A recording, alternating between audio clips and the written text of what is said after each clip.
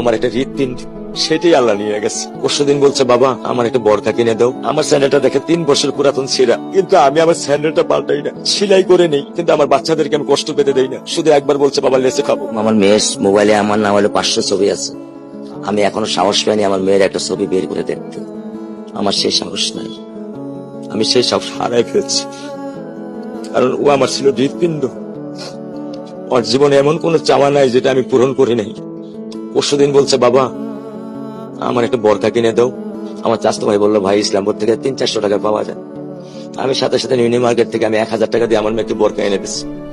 আমি দরিদ্র, ভাঙা বাসায় থাকি, কিন্তু আমার সন্তানদেরকে আমি কখনোই দারিদ্রতা স্বাদ পেতে দেইনি। দারিদ্রতা স্বাদ পেতে দেইনি। আমার বড় মেয়েকে এখন আমি সেলোরার থেকে জামা কিনে দিই। আমার স্যান্ডেলটা দেখেন 3 বছর পুরাতন ছেঁড়া, কিন্তু আমি আমার স্যান্ডেলটা পাল্টাই না, সেলাই করে নেই, কিন্তু আমার বাচ্চাদেরকে আমি কষ্ট পেতে দেই না। শুধু একবার বলছে, বাবা লেচে খাবো। আমি 1 মিনিটও দেরি করিনি, 1 মিনিটও আমি দেরি করিনি। ও আমার একটা হৃৎপিণ্ড, সেটাই আল্লাহ নিয়ে গেছে। আলহামদুলিল্লাহ, শুকরিয়া, আল্লাহ দিছে, আল্লাহ নিয়ে গেছে। আমার কোনো কষ্ট নেই। আমি তো চাইলে পারতাম না। অনেক দম্পতি আছে যাদের সন্তান নেই, আল্লাহ দিছে, আল্লাহ নিয়ে গেছে। আমি আলহামদুলিল্লাহ করি আল্লাহ গেছে। আমার কোনো কষ্ট নেই, আমার কোনো কষ্ট নেই।